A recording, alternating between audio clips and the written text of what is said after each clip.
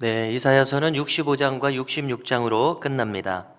이 이사야서의 마지막 부분에서 이사야 선지자는 하나님께서 이제 이스라엘 민족을 온전히 회복시키시리라는 강력한 소망에 대해서 대단히 강조하고 있습니다. 이사야 선지자는 두 종류의 사람들에 대해서 극명하게 계속해서 대조시키고 있는데요. 자, 시대적으로 볼 때 그 사람들은 유다가 멸망하기 전에도 두 부류의 사람이 있었고 바벨론 포로기에도 두 부류의 사람들이 있었습니다. 그뿐만이 아니라 우리가 살아가는 지금 이 시대에도 온 인류는 오직 두 종류의 사람들로 나뉘어집니다. 자, 한 종류의 사람들은 하나님을 거역하면서 우상에 빠져서 사는 사람들이고요. 또 한 종류의 사람들은 하나님께 순종하면서 살아가는 거룩한 백성들입니다. 우리가 함께 오늘 읽으신 내용을 보면은요, 여기 이제 65장의 처음부터 지금까지 앞부분을 요약하고 결론을 내리고 있습니다. 한마디로 말해서 하나님의 종들은 좋은 것을 먹게 될 것이지만 저들은 거역한 자들은 줄이게 될 것입니다. 이것은 인간의 삶에 대해서 설명한 겁니다. 우리는 단 한 번 살게 되는 이 인생을 살아가는데요, 우리가 살아가는 이 인생이 이 자리에 있는 우리 각 사람들 한 분 한 분에게 얼마나 소중한 인생을 우리가 살아가고 있습니까? 자, 그런데 함께 살아가면서도 하나님이 없이 살아가는 사람들은 그들이 먹고 마실지라도 진정으로 먹고 마시는 것이 아닙니다. 오늘 말씀을 따르면요, 그들의 삶은 진정으로 의미 있는 삶이 될 수가 없다고 오늘 성경은 말해주고 계십니다. 오직 하나님께 순종하면서 살아가는 종들만이 진정으로 먹고 마시는 것이요 기뻐하고 노래하는 삶을 살 수 있습니다. 순종하는 백성들만이 참되고 의미 있는 인생을 살게 되는 겁니다. 자, 하나님을 거역하면서 사는 사람들이 어떤 모습인지를 오늘 읽으신 말씀 앞에 1절부터 몇 군데 나오고 있습니다. 자, 먼저 65장 3절을 보니까 이 하나님을 거역하는 사람들은 우상 숭배를 하고요, 그것이 하나님의 노를 일으킨다, 이것을 말하고 있습니다. 우상 숭배, 그것이 괜찮은 것이 아니라 하나님께서는 그것에 대해서 진노하고 계시다는 것을 얘기해 줍니다. 자, 이와 관련해서 로마서 2장 5절이 잘 설명해 주고 있는데요, 제가 읽어드리겠습니다. 바울은 우상 숭배자들의 삶에 대해서 한마디로 다음과 같이 결론을 내립니다. 읽어드립니다. 다만 내 고집과 회개하지 아니한 마음을 따라 진노의 날, 곧 하나님의 의로우신 심판이 나타나는 그날에 임할 진노를 내게 쌓는도다. 아멘. 자, 진노를 쌓는다고 사도 바울이 지금 얘기하지 않습니까? 이것이 바로 하나님 없이 살아가고 있는 사람들에 대한 정확한 진단인 것입니다. 그들이 생각하고 말하고 행하는 것에 의해서 심판날에 하나님의 진노를 쌓고 있다는 얘기입니다. 얼마나 두려운 일입니까? 얼마나 안타까운 일입니까? 이것이 세상 사람들이 그렇게 자기들이 노력하면서, 그렇게 자기들이 모든 것을 쏟으면서 살아가면서 평생 하는 일이 진노를 쌓는 일이라는 것입니다. 얼마나 가련한 인생들입니까? 자, 그런가 하면은 또 덧붙여서 5절을 보시면은요, 그들은 우상을 따르면서도 자기들이 옳다고 말한다는 겁니다. 여러분 어떻게 생각하십니까? 우상을 따르면서도 자기들이 잘하고 있다고 얘기한다는 겁니다. 자, 5절 말미를 보면은 하나님께서는 이런 자들에 대해서도 뭐라고 하시냐면은 그들은 내 코에 연기요 종일 타는 불이로다, 이렇게 말씀하십니다. 자, 이거 무슨 뜻입니까? 하나님이 진노하고 계시다는 또 다른 표현이죠. 하나님께서 대단히 진노하고 계셔서 코에서 연기가 나고 종일 불타오른다고 표현하는 거니까요, 하나님을 진노케 하면서 그들이 살아가고 있습니다. 자, 자기들이 오류에 빠졌으면서도 자기들이 잘하고 있다고 주장하는 이 사람들 중에서 한때를 풍미했고 지금도 여전히 세력을 무시할 수 없는 이 문선명에 대해서 잠시 거론해 보면은요, 자, 그럼 뭐라고 주장합니까? 결국 통일교 원리강론이 그들의 교리책이지 않습니까? 거기서 자기는 한마디로 자기를 재림예수라고 주장하고 있습니다. 뿐만 아니라 더 나아가서 자기들도 삼위일체를 흉내내가지고 자기 부부를 참 부모라고 합니다. 참 부모. 여러분, 이것이 무슨 뜻입니까? 한 인간이 스스로 자기를 하나님이라고 칭하고 있는 겁니다. 어떻게 생각하십니까? 악인이죠. 과연 정상적인 사람이 자기를 하나님이라고 칭할 수 있을까요? 자기를 재림 예수라고 칭할 수 있을까요? 도무지 이것은 상상할 수 없는 것입니다. 자, 그런가 하면은 이만희는 자기를 뭐라고 부르냐면 이제 성경에서 예수님에 대한 거, 하나님에 대한 거, 성령님에 대한 거 다 갖다가 자기한테 붙이고 있습니다. 자기를 뭐라고 부르냐면 기름 부음 받은 자.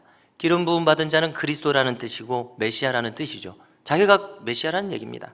또 감람나무, 보혜사, 성령님이라는 얘기죠.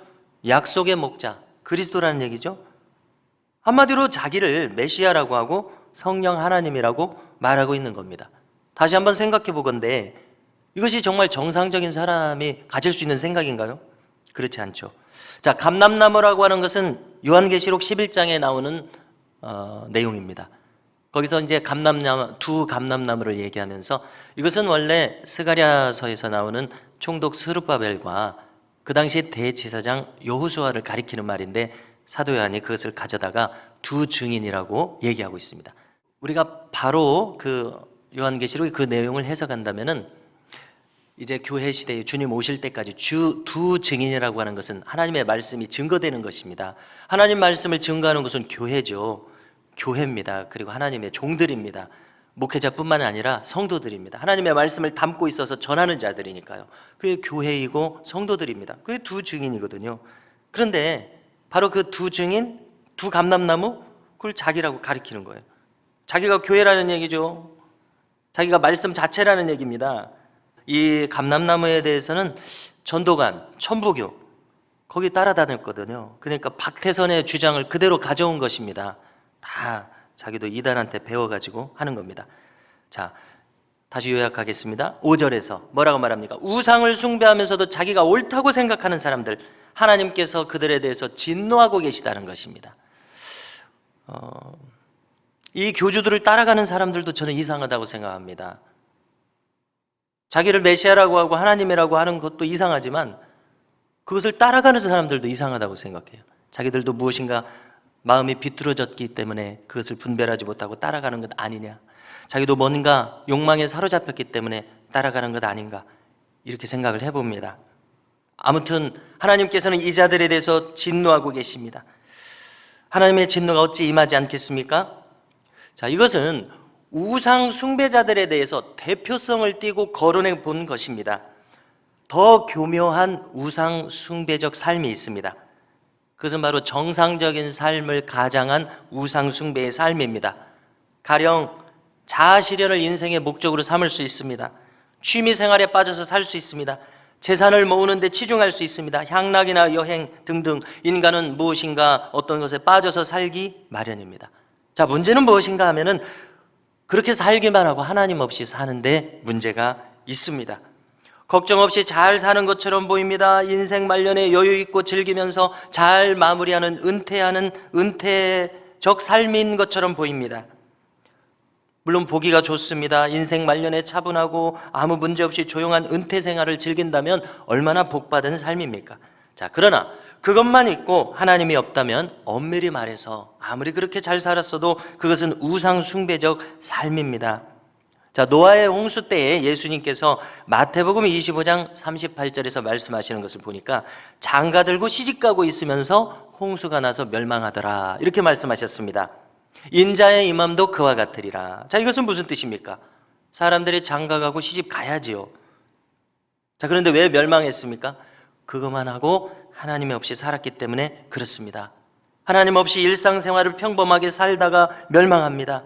하나님 없이 정신없이 살다가 자기 딴에는 정상적으로 살았지만 인자의 임함을 맞이한다고 성경은 가르쳐 주십니다. 자, 6절을 보니까 요약하면 하나님께서 이렇게 살았던 사람들에 대해서 반드시 보응하신다, 이렇게 말씀하십니다. 자기들이 살았던 그 대가를 그대로 치르게 하신다, 이것입니다. 하나님 없이 살았던 사람들, 우상 숭배로 살았던 사람들 보응하십니다. 쌓여진 진노가 쏟아부어집니다. 안타깝습니다만 이것이 성경의 진리입니다. 하나님이 어디 있느냐, 이렇게 살아가죠. 출애굽기 20장 7절을 보니까 나 여호와는 나의 이름을 망령되이 일컫는 자를, 하나님이 어디 있느냐? 하나님 망령되이 일컫는 것이죠. 죄 없다 하지 아니하리라, 이렇게 말씀하신 것을 우리는 기억해야 됩니다. 오늘 말씀의 결론은 16절에 있습니다. 16절을 찾으셔서 함께 읽겠습니다. 읽습니다.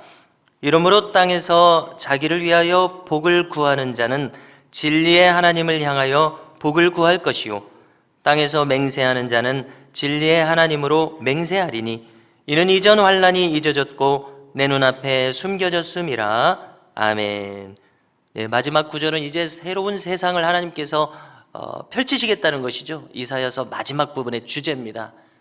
바벨론으로 사로잡혀 갔던 자들 회복시키셔서 정말 하나님 나라, 아름다운 하나님 나라를 이루겠다, 이것을 지금 밝히신 것이거든요.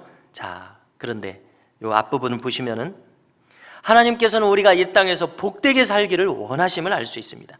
그리고 우리 믿는 사람들은 복되게 행복하게 축복된 삶을 살 권리가 있습니다. 그리고 만약에 우리가 정말 그것을 원한다면 어떻게 하라고 말씀하십니까? 이 진리의 하나님을 향하여 복을 구할 것이라 말씀하고 계십니다. 이렇게까지 말씀하신 것은 뭐라고 말씀하시는 겁니까? 복을 구하면 내가 주겠다, 이 약속의 말씀이라고 이해가 됩니다. 성도 여러분, 오늘도 우리가 거룩하게 구별된 자로 살 수 있기를 바랍니다. 진리의 하나님을 찾는 삶을 살 수 있기를 바랍니다. 그러면 하나님께서 이렇게 약속해 주신 대로 우리로 복되게 살아가게 하실 것을 믿습니다. 이런 삶을 살 수 있기를 주님의 이름으로 축복합니다.